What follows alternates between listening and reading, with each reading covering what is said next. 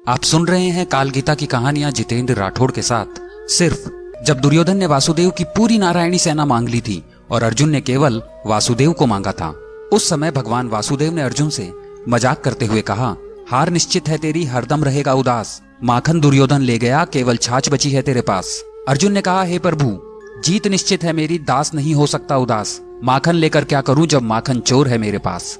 लोग योग्यता के अभाव में नहीं हारते, लोग निर्णय लेने की योग्यता के अभाव में हारते हैं। वेद, पुराण और उपनिषदों का सार है काल गीता की कहानियां। ऐसे छोटे छोटे प्रसंग आप जितेंद्र राठौड़ के साथ सुने, सीखते रहें।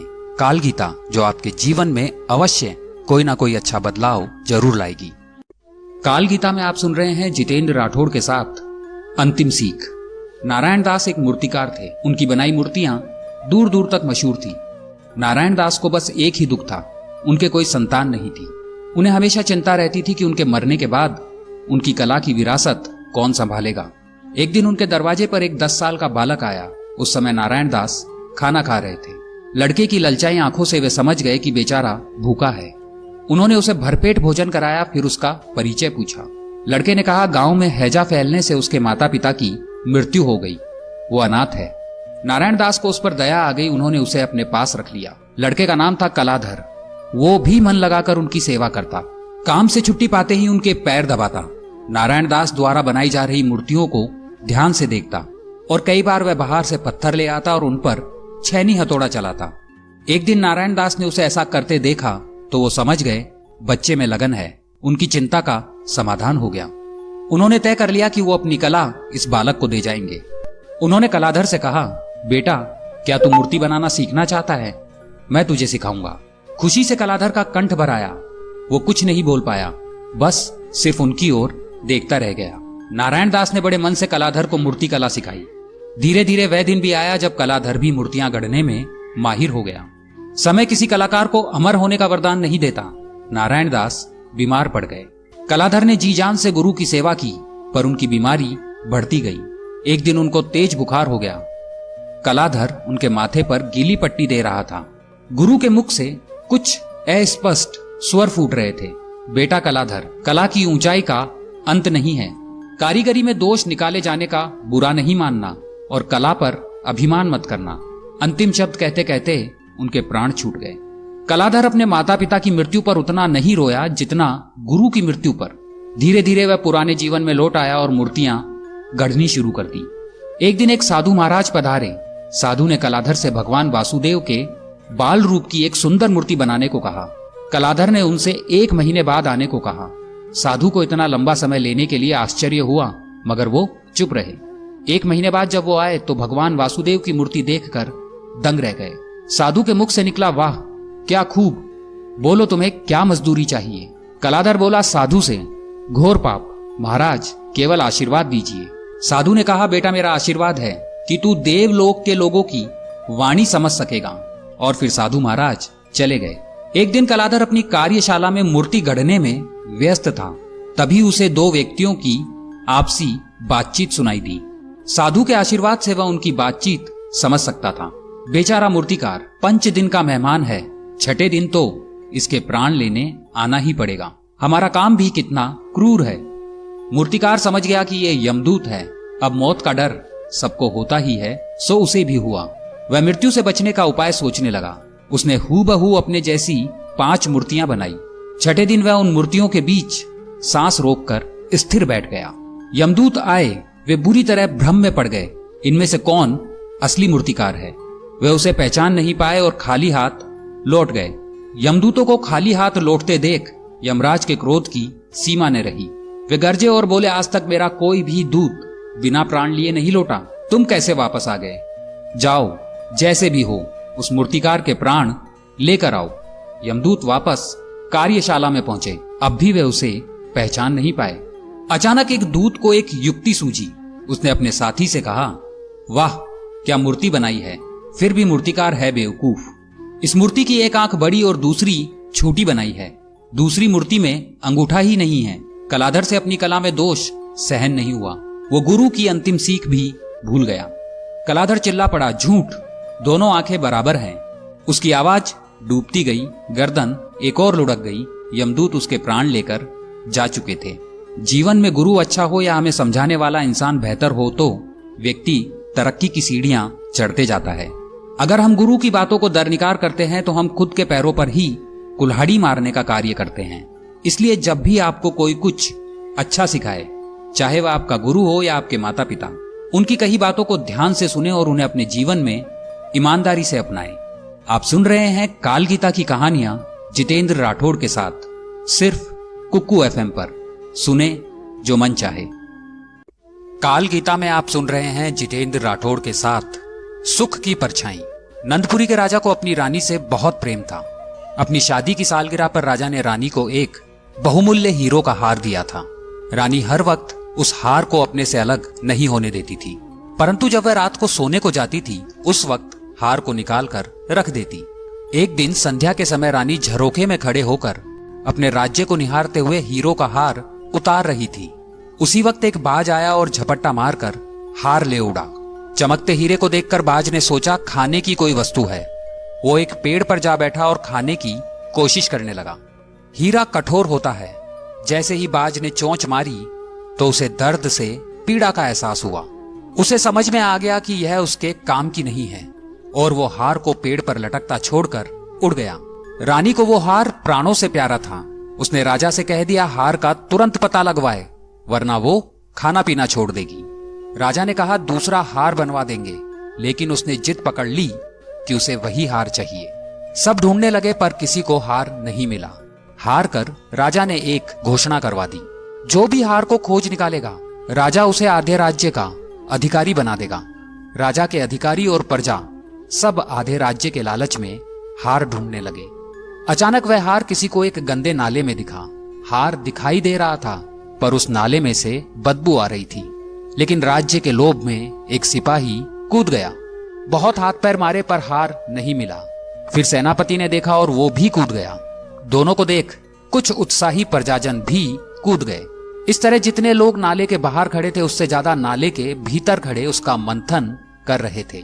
लोग आते रहे और कूदते रहे, लेकिन हार किसी को नहीं मिला। जैसे ही कोई नाले में कूदता वह हार दिखना बंद हो जाता। थककर वह बाहर आकर दूसरी तरफ खड़ा हो जाता। आधे राज्य का लालच ऐसा कि बड़े बड़े ज्ञानी, राजा के प्रधानमंत्री सब कूदने को तैयार बैठे थे। सब लड़ रहे थे कि पहले नाले में मैं कूदूंगा तो पहले मैं। अजीब सी होड़ लगी थी। इतने में राजा को खबर लगी। राजा को भय हुआ कि कहीं आधा राज्य हाथ से ना निकल जाए। क्यों ना मैं ही कूद जाऊं, और उसमें राजा भी कूद गया। तभी एक संत वहां से गुजरे और उन्होंने राजा, प्रजा, मंत्री, सिपाही सबको कीचड़ से सना देखा तो चकित हुए। वो पूछ बैठे क्या इस राज्य में नाले में कूदने की कोई परंपरा है। उस वक्त लोगों ने सारी बात कह सुनाई। संत हंसने लगे।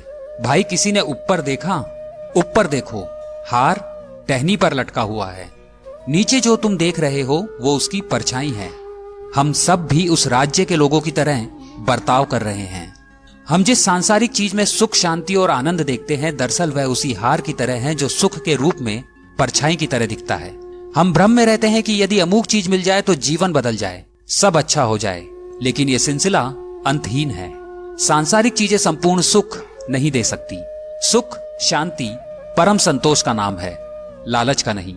सुख परमात्मा में लीन होने से मिलेगा, बाकी तो सब उसकी परछाई है। आप सुन रहे हैं काल गीता की कहानियां जितेंद्र राठौड़ के साथ, सिर्फ कुक्कू एफएम पर। सुने जो मन चाहे। काल गीता में आप सुन रहे हैं जितेंद्र राठौड़ के साथ उत्तराधिकारी। मनोसर के राजा संग्राम सिंह के कोई संतान नहीं थी।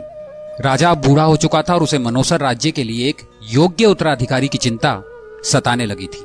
उत्तराधिकारी की खोज के लिए संग्राम सिंह ने पूरे राज्य में ढिंढोरा पिटवाया। रविवार के दिन शाम के समय जो मुझसे मिलने आएगा उसे मैं अपने राज्य का एक हिस्सा दे दूंगा। राजा के इस निर्णय से राज्य के मंत्री ने राजा से कहा, महाराजा आपसे मिलने तो बहुत लोग आएंगे और यदि सभी को आप उनका भाग देंगे तो राज्य के टुकड़े टुकड़े हो जाएंगे। ऐसा अनुचित काम आप ना करें। संग्राम सिंह ने मंत्री को विश्वास दिलाते हुए कहा, मंत्री जी आप चिंता ना करें, देखते रहें क्या क्या होता है। रविवार के दिन राजमहल के बगीचे में राजा ने एक मेले का आयोजन किया। मेले में नाच, गाने और शराब की महफिल जमी थी। खाने के लिए अनेक स्वादिष्ट पकवान थे। मेले में कई खेल भी हो रहे थे। राजा से मिलने आने वाले कितने ही लोग नाच गाने में अटक गए, कितने ही सुरा सुंदरी में, कितने ही आश्चर्यजनक खेलों में डूब गए तथा कितने ही खाने पीने घूमने फिरने के आनंद में डूब गए और इस तरह समय बीतने लगा। परंतु इन सभी के बीच एक व्यक्ति ऐसा भी था जिसने किसी भी तरफ नहीं देखा, क्योंकि उसने मन में ठान लिया था कि उसे राजा से ही मिलना है। इसलिए वह बगीचा पार करके राजमहल के दरवाजे पर पहुंचा। वहां पर खुली तलवार लेकर 2 चौकीदार खड़े थे। उन्होंने उसे रोका।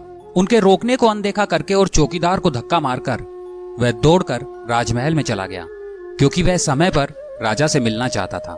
जैसे ही वह अंदर पहुंचा, राजा उसे सामने ही मिल गए और उन्होंने कहा, मेरे राज्य में कोई व्यक्ति तो ऐसा मिला जो किसी प्रलोभन में फंसे बिना अपने ध्येय तक पहुंच सका। मैं तुम्हें अपना आधा नहीं पूरा राजपाट दूंगा। तुम मेरे उत्तराधिकारी बनोगे।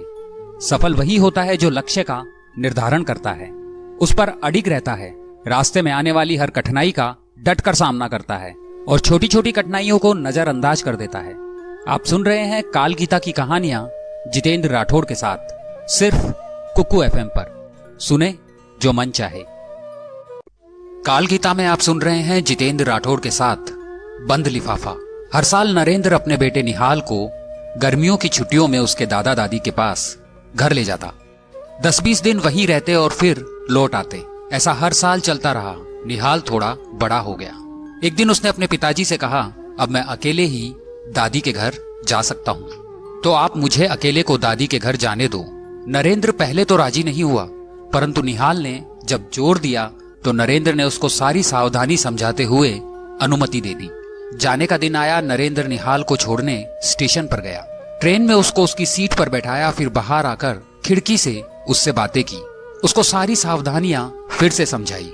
निहाल ने कहा, मुझे सब याद है, आप चिंता मत करो। ट्रेन को सिग्नल मिलता है, सीटी बजती है। तब नरेंद्र ने एक लिफाफा निहाल को दिया और कहा, बेटा अगर रास्ते में तुझे डर लगे तो ये लिफाफा खोलकर इसमें जो लिखा है उसको पढ़ लेना। निहाल ने लिफाफा जेब में रख लिया। माता पिता ने हाथ हिलाकर विदा किया। ट्रेन चलती रही। हर स्टेशन पर लोग आते रहे, पुराने लोग उतरते रहे। सबके साथ कोई ना कोई था। अब निहाल को अकेलापन लगने लगा। ट्रेन के अगले स्टेशन पर एक ऐसा व्यक्ति उस डब्बे में आकर बैठा जिसका चेहरा भयानक था। पहली बार माता पिता के बिना किसी सहयोगी के निहाल यात्रा कर रहा था। उसने अपनी आंखें बंद करके सोने का प्रयास किया, परंतु बार बार वह चेहरा उसकी आंखों के सामने घूमने लगा। निहाल डर गया, रुआसा हो गया। तब उसको पिता की चिट्ठी याद आई।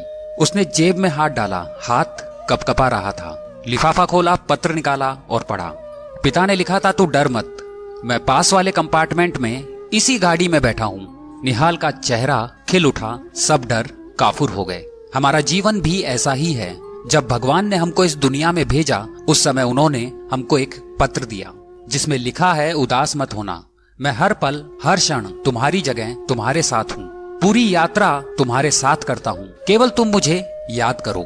सच्चे मन से याद रखना, मैं एक पल में आ जाऊंगा। इसलिए चिंता नहीं करना, घबराना नहीं, हताश नहीं होना। चिंता कोपी न कार्य। चिंता करने से मानसिक और शारीरिक दोनों स्वास्थ्य प्रभावित होते हैं। वह हमेशा हमारे साथ है, हमारी पूरी यात्रा के दौरान अंतिम सांस तक। ईश्वर पर आपको हमेशा विश्वास रखना है। आप सुन रहे हैं काल गीता की कहानियां जितेंद्र राठौड़ के साथ, सिर्फ कुकू एफएम पर। सुने जो मन चाहे। काल गीता में आप सुन रहे हैं जितेंद्र राठौड़ के साथ शॉर्टकट। एक बार एक चिड़िया जंगल में अपने मीठे सुर में गाना गा रही थी। तभी उसके पास एक किसान कीड़ों से भरा एक संदूक लेकर जा रहा था। चिड़िया ने उस किसान को रोककर पूछा, भाई तुम्हारे संदूक के अंदर क्या है और अभी तुम कहाँ जा रहे हो? किसान ने चिड़िया से कहा, इस संदूक में कीड़े हैं और वह बाजार में उन कीड़ों के बदले पंख खरीदेगा। इतना कहकर किसान आगे की तरफ बढ़ने लगा। चिड़िया ने किसान का रास्ता रोकते हुए अनुरोध किया, पंख तो मेरे पास भी हैं, मुझे कीड़े तलाशने के लिए बहुत बड़ा सफर तय करना पड़ता है। तुम मेरा एक पंख ले लो और बदले में मुझे कीड़े दे दो। इससे मुझे कीड़ों की तलाश के लिए बाहर नहीं जाना पड़ेगा। किसान ने चिड़िया को कीड़े दे दिए और चिड़िया ने बदले में उसे एक पंख तोड़ के दे दिया। उसके बाद रोज यही सिलसिला चलता रहा। एक दिन ऐसा भी आया जब चिड़िया के पास देने के लिए एक भी पंख नहीं बचा। अब चिड़िया उड़कर कीड़े की तलाश के लायक नहीं रह गई। वह भद्दी दिखने लगी। उसने अब गाना भी छोड़ दिया। भोजन की तलाश करते करते जल्दी ही वो मर गई। यही बात हमारे जीवन पर भी लागू होती है। कई बार हम ऐसा रास्ता चुनते हैं जो शुरुआती दौर में हमें बहुत आसान लगता है, पर वही रास्ता आगे चलकर मुश्किल में डाल देता है। चिड़िया को भोजन हासिल करने का तरीका बहुत आसान लगा, लेकिन आगे चलकर वही मुश्किल और नुकसानदेह तरीका साबित हुआ। लाइफ में ऐसा कोई भी शॉर्टकट नहीं है जो आपको तुरंत सफल बना दे। अच्छा होगा कि आप लालच में ना फंसें। आप सुन रहे हैं काल गीता की कहानियां जितेंद्र राठौड़ के साथ, सिर्फ कुकू एफएम पर। सुने जो मन चाहे। काल गीता में आप सुन रहे हैं जितेंद्र राठौड़ के साथ विचारों की भावना। विंध्याचल पर्वत के पास गांव में दो साधु रहते थे। दिन भर गांव और मंदिर में पूजा पाठ करते थे। एक दिन गांव में आंधी आई और बहुत जोर से बारिश होने लगी। दोनों साधु गांव के पास एक झोपड़ी में निवास करते थे। शाम को जब दोनों साधु वापस पहुंचे तो देखा कि आंधी तूफान के कारण उनकी आधी झोपड़ी टूट गई है। यह देखकर पहला साधु क्रोधित हो उठा और बोलने लगा, भगवान तू मेरे साथ हमेशा गलत ही करता है। मैं दिन भर तेरा नाम लेता हूँ, मंदिर में पूजा करता हूँ, फिर भी तूने मेरी झोपड़ी तोड़ दी। गांव में चोर लुटेरे झूठे लोगों के तो मकानों को कुछ भी नहीं हुआ, हम साधुओं की झोपड़ी ही तूने तोड़ दी। ये तेरा ही काम है। हम तेरा नाम जपते हैं पर तू हमसे प्रेम नहीं करता। तभी दूसरा साधु आता है और झोपड़ी को देखकर खुश हो जाता है, नाचने लगता है और कहता है, भगवान आज विश्वास हो गया तू हमसे कितना प्रेम करता है। ये हमारी आधी झोपड़ी तूने ही बचाई होगी, वरना इतनी तेज आंधी तूफान में तो पूरी झोपड़ी उड़ जाती। ये तेरी ही कृपा है। आज भी हमारे पास सर ढकने को जगह है। निश्चित ही ये मेरी पूजा का फल है। कल से मैं तेरी और पूजा करूंगा। मेरा तुझ पर विश्वास अब और भी बढ़ गया है। एक ही घटना को एक जैसे दो लोगों ने कितने अलग अलग ढंग से देखा। हमारी सोच हमारा भविष्य तय करती है। हमारी दुनिया तभी बदलेगी जब हमारी सोच बदलेगी। यदि हमारी सोच पहले वाले साधु की तरह होगी तो हमें हर चीज में कमी नजर आएगी, और अगर दूसरे साधु की तरह होगी तो हमें हर तरफ अच्छाई दिखेगी। हमें दूसरे साधु की तरह विकट से विकट परिस्थिति में भी अपनी सोच सकारात्मक बनाए रखनी चाहिए। आप सुन रहे हैं काल गीता की कहानियां जितेंद्र राठौड़ के साथ, सिर्फ कुकू एफएम पर। सुने जो मन चाहे। काल गीता में आप सुन रहे हैं जितेंद्र राठौड़ के साथ लौट कर आएगा। गांव में एक किसान रहता था जो दूध, दही और मक्खन बनाकर बेचने का काम करता था। एक दिन उसने मक्खन को तैयार किया और वो उसे बेचने के लिए अपने गांव से शहर की ओर रवाना हुआ। वो मक्खन गोल गोल पेड़ों की तरह बना हुआ था और हर पेड़े का वजन 1 किलो था। शहर में किसान ने उस मक्खन को हमेशा की तरह एक दुकानदार को बेच दिया और दुकानदार से चाय पत्ती, चीनी, तेल और साबुन वगैरह खरीद कर अपने गांव को रवाना हो गया। किसान के जाने के बाद दुकानदार ने मक्खन को फ्रीजर में रखना शुरू किया। उसे ख्याल आया कि क्यों ना एक पेड़े का वजन किया जाए। वजन करने पर पेड़ा सिर्फ 900 ग्राम का निकला। हैरत और निराशा से उसने सारे पेड़े तोल डाले, मगर किसान के लाए हुए सभी पेड़े 900 ग्राम के ही निकले। अगले हफ्ते फिर किसान हमेशा की तरह मक्खन लेकर जैसे ही दुकानदार की दहलीज पर चढ़ा, दुकानदार ने किसान से चिल्लाते हुए कहा, दफा हो जा, किसी बेईमान और धोखेबाज इंसान से कारोबार करना मुझसे नहीं होगा। 900 ग्राम के मक्खन को पूरा 1 किलो कहकर बेचने वाले इंसान का वो चेहरा भी नहीं देखना चाहता। किसान ने बड़ी विनम्रता से दुकानदार से कहा, मेरे भाई मुझसे नाराज ना हो, हम तो गरीब लोग हैं, हमारे पास माल तोलने के लिए बाट खरीदने की हैसियत ही कहां। आपसे जो 1 किलो चीनी लेकर जाता हूं उसी को तराजू के एक पलड़े में रखकर दूसरे पलड़े में उतने ही वजन का मक्खन तोल कर ले आता हूं। हम जो दूसरे को देंगे वही लौट कर आएगा, चाहे फिर वो सम्मान हो या फिर धोखा। आप सुन रहे हैं काल गीता की कहानियां जितेंद्र राठौड़ के साथ, सिर्फ कुकू एफएम पर। सुने जो मन चाहे। काल गीता में आप सुन रहे हैं जितेंद्र राठौड़ के साथ तुच्छ प्रलोभन। एक नगर में रहने वाले एक पंडित जी की प्रतिष्ठा दूर दूर तक थी। पास ही के गांव में स्थित मंदिर के पुजारी का निर्धन हो जाने की वजह से उन्हें वहां का पुजारी नियुक्त किया गया। एक बार वे शहर की ओर जाने के लिए बस में चढ़े। उन्होंने कंडक्टर को किराए के रुपए दिए और सीट पर जाकर बैठ गए। कंडक्टर ने जब किराया काटकर उन्हें रुपए वापस दिए तो पंडित जी ने पाया कि कंडक्टर ने उन्हें 10 रुपए ज्यादा दिए हैं। पंडित जी ने सोचा, थोड़ी देर बाद कंडक्टर को रुपए वापस कर दूंगा। कुछ देर बाद मन में विचार आया कि बेवजह 10 रुपए जैसी मामूली रकम को लेकर परेशान हो रहे हैं। आखिर ये बस कंपनी वाले तो लाखों कमाते हैं। बेहतर होगा इन रुपयों को भगवान की भेंट समझकर अपने पास ही रख लिया जाए और इनका सदुपयोग करेंगे। मन में ये विचार चल ही रहे थे कि उसी बीच उनका शहर आ गया। बस से उतरने के लिए उनके कदम अचानक ठिठके। उन्होंने जेब में हाथ डाला और 10 का नोट निकालकर कंडक्टर को देते हुए कहा, भाई तूने मुझे किराया काटने के बाद 10 रुपए ज्यादा दे दिए थे। कंडक्टर मुस्कुराते हुए बोला, क्या आप ही गांव के मंदिर के नए पुजारी हो? पंडित जी के हाँ कहने पर कंडक्टर बोला, मेरे मन में कई दिनों से आपके प्रवचन सुनने की इच्छा थी। आपको बस में देखा तो ख्याल आया कि चलो देखता हूँ, अगर मैं पैसे ज्यादा दूंगा तो आप क्या करते हो। अब मुझे विश्वास हो गया कि आपके प्रवचन जैसा ही आपका आचरण है, जिससे सभी को सीख लेनी चाहिए। ये बात बोलते हुए कंडक्टर ने गाड़ी आगे बढ़ा दी। पंडित जी बस से उतरकर पसीना पसीना थे। उन्होंने हाथ जोड़कर भगवान का आभार व्यक्त किया। हे प्रभु, आपका लाख लाख शुक्र है जो आपने मुझे बचा लिया। मैंने तो 10 रुपए के लालच में आपकी शिक्षाओं की बोली लगा दी थी और आपने सही समय पर मुझे संभलने का अवसर दिया। आपको कभी भी तुच्छ से प्रलोभन में आकर अपने जीवन भर की चरित्र पूंजी दांव पर नहीं लगानी चाहिए। आप सुन रहे हैं काल गीता की कहानियां जितेंद्र राठौड़ के साथ, सिर्फ कुक्कू एफएम पर। काल गीता में आप सुन रहे हैं जितेंद्र राठौड़ के साथ दान की महिमा। एक भिखारी हर रोज की तरह सुबह सुबह भीख मांगने निकला। चलते समय उसने अपनी झोली में जौ के मुट्ठी भर दाने डाल लिए। इस अंधविश्वास के कारण कि भिक्षाटन के लिए निकलते समय भिखारी अपनी झोली खाली नहीं रखते। थैली देखकर दूसरों को लगता है कि इसे पहले से ही किसी ने कुछ दे रखा है। पूर्णिमा का दिन था। भिखारी ने सोचा कि आज ईश्वर की कृपा होगी तो मेरी झोली शाम से पहले ही भर जाएगी। अचानक सामने से राजपथ पर उसी देश के राजा की सवारी आती हुई दिखाई दी। भिखारी खुश हो गया। उसने सोचा कि राजा के दर्शन और उनके मिलने वाले दान से आज तो उसकी सारी दरिद्रता दूर हो जाएगी और उसका जीवन संवर जाएगा। जैसे जैसे राजा की सवारी निकट आती गई, भिखारी की कल्पना और उत्तेजना भी बढ़ती गई। जैसे ही राजा का रथ भिखारी के निकट आया, राजा ने अपना रथ रुकवाया और उतरकर उसके निकट पहुंचे। भिखारी की तो मानो सांसें ही रुकने लगी, लेकिन राजा ने उसे कुछ देने के बदले उल्टे अपनी बहुमूल्य चादर उसके सामने फैला दी और उससे भीख की याचना करने लगे। भिखारी को समझ में नहीं आ रहा था कि वह क्या करे। वह भी सोच ही रहा था कि राजा ने पुनः याचना की। भिखारी ने अपनी झोली में हाथ डाला, मगर हमेशा दूसरों से लेने वाला मन देने को राजी नहीं हो रहा था। जैसे तैसे उसने 2 दाने जौ के निकाले और राजा की चादर में डाल दिए।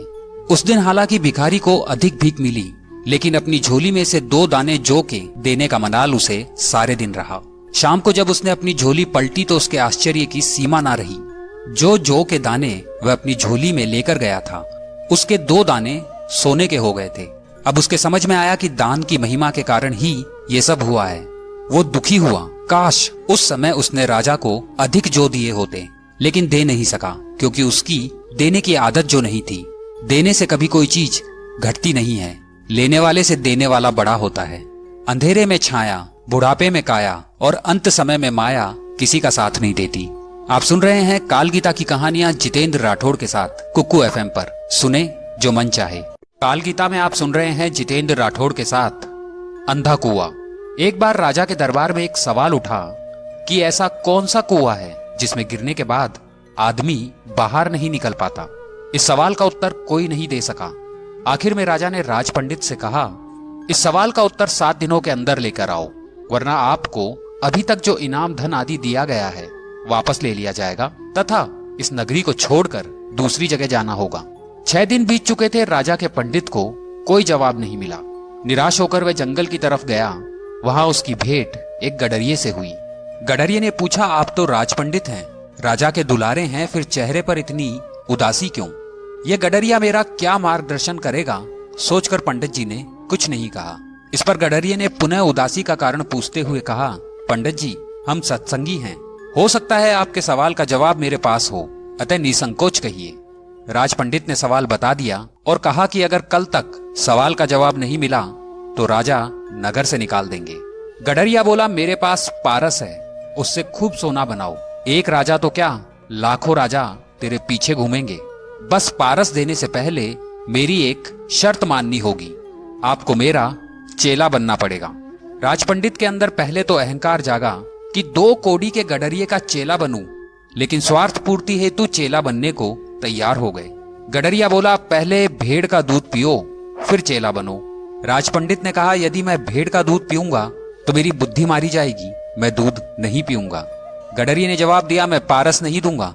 राजपंडित बोला, ठीक है, दूध पीने को तैयार हूं, आगे क्या करना है? गडरिया बोला, अब तो पहले मैं दूध को झूठा करूंगा, फिर तुम्हें पीना होगा। राजपंडित ने कहा, तू हद करता है, ब्राह्मण को झूठा पिलाएगा? गडरिये ने जवाब दिया कि आप जा सकते हैं यदि चाहें तो। राजपंडित बोला, मैं तैयार हूं झूठा दूध पीने को। गडरिया बोला, वह बात तो अब आई गई हो गई। अब तो मेरे सामने जो इंसान की खोपड़ी का कंकाल पड़ा है उसमें मैं दूध दोहूंगा, उसको झूठा करूंगा, फिर तुम्हें पिलाऊंगा, तब मिलेगा पारस, नहीं तो आप अपना रास्ता नाप लीजिए। राजपंडित ने खूब विचार कर कर कहा, है तो बड़ा कठिन काम, लेकिन मैं तैयार हूं। उसी वक्त गडरिये ने कहा कि आपको जवाब मिल गया। यही तो वो कुआं है, लोभ का, तृष्णा का, जिसमें आदमी गिरता जाता है और फिर कभी निकलता नहीं है। जैसे तुम पारस पत्थर को पाने के लिए इस लोभ रूपी कुएं में गिरते चले गए, इसलिए इंसान को कभी लोभ के कुएं में नहीं गिरना चाहिए। आप सुन रहे हैं कालगीता की कहानियां जितेंद्र राठौड़ के साथ, सिर्फ कुकू एफएम पर। सुने जो मन चाहे। कालगीता में आप सुन रहे हैं जितेंद्र राठौड़ के साथ कर्म का महत्व। सुधा का पति कोई काम नहीं करता था। सुधा बहुत ही धार्मिक प्रवृत्ति की औरत थी और वह हर रोज भगवान से एक ही प्रार्थना करती थी, हे भगवान, किसी तरह आप मेरे पति को ऐसी सद्बुद्धि दो कि वह कर्म का महत्व समझे और कुछ काम करने लगे।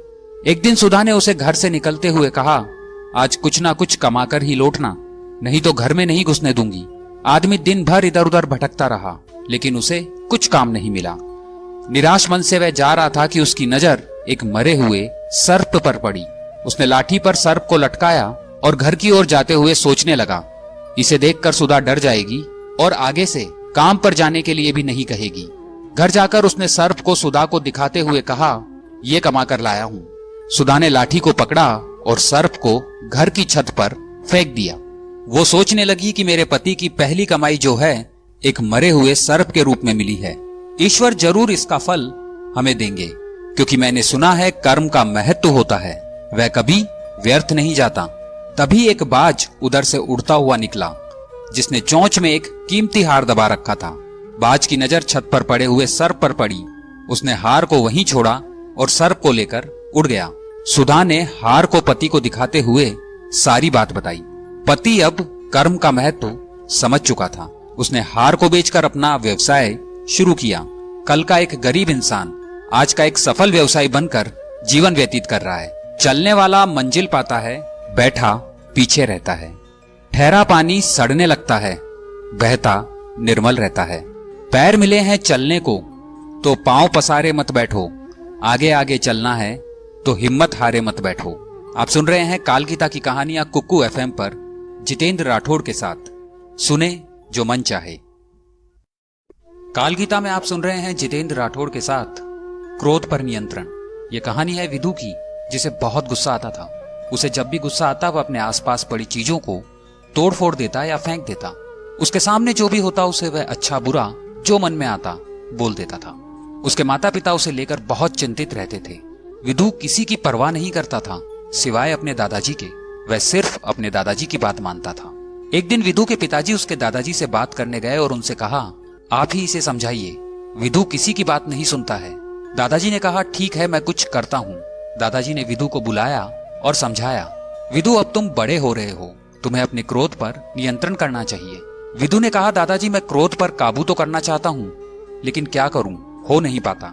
दादाजी ने कहा, ठीक है अब से तुम्हें एक काम करना होगा, मैं जो कह रहा हूँ उसे ध्यान से सुनो।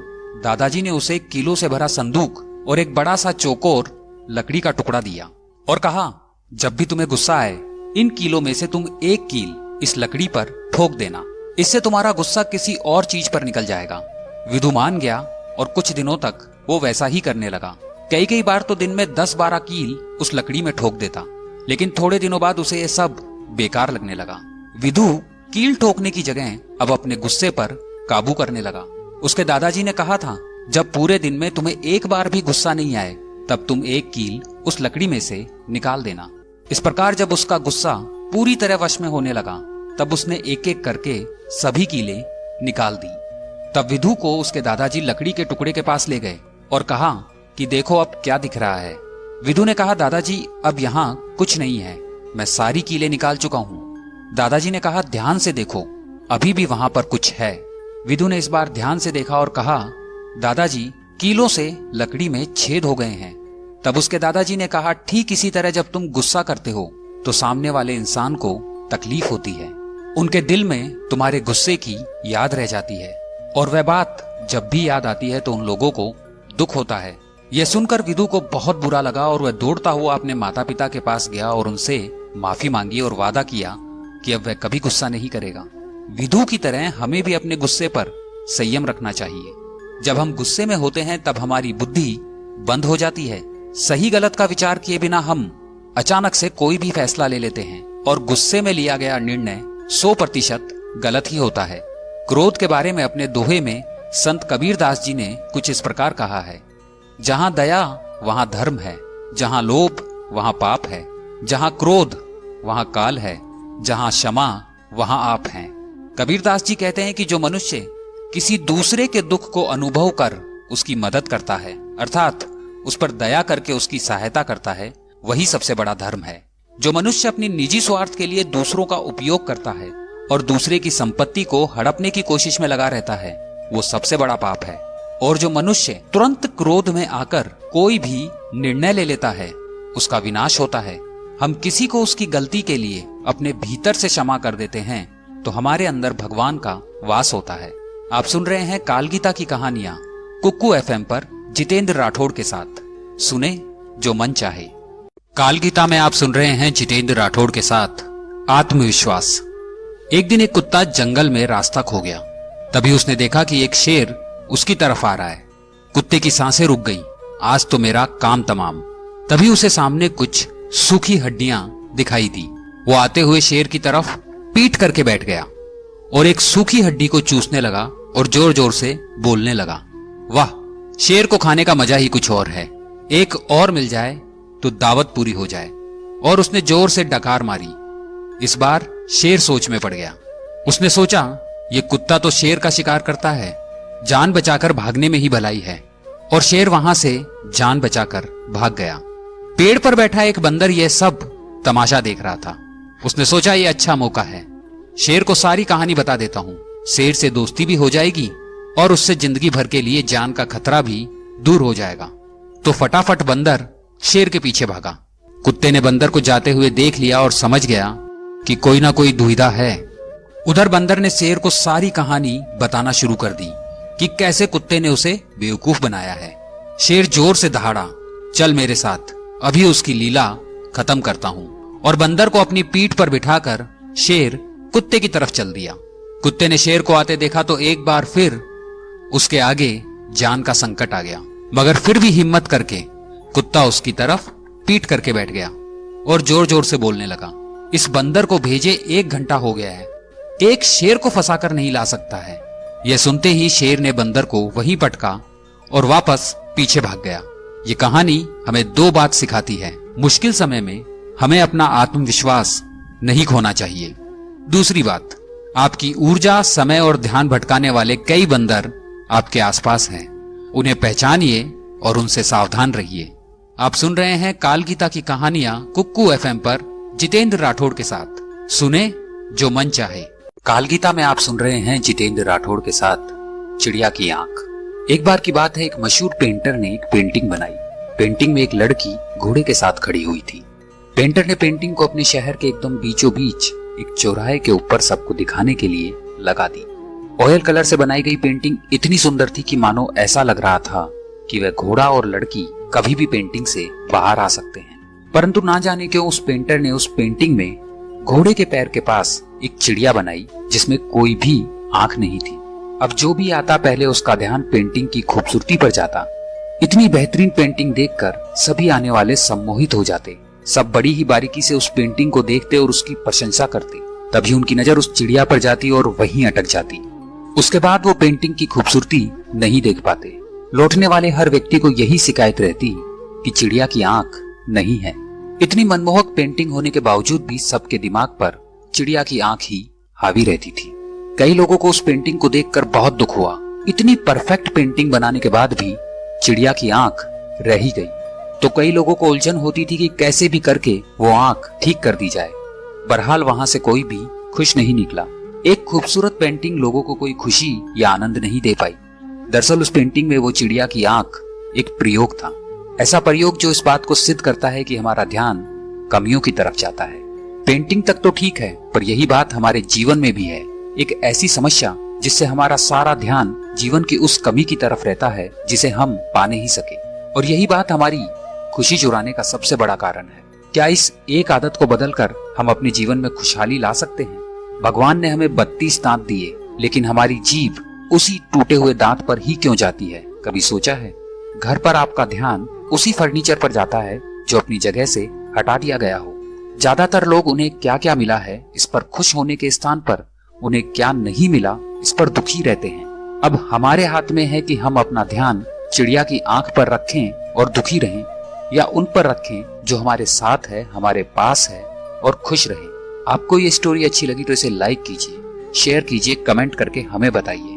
हमारे चैनल को सब्सक्राइब कीजिए, ऐसी रोचक कहानियां आपको आगे भी सुनने को मिलती रहेंगी। आप सुन रहे हैं काल गीता की कहानी।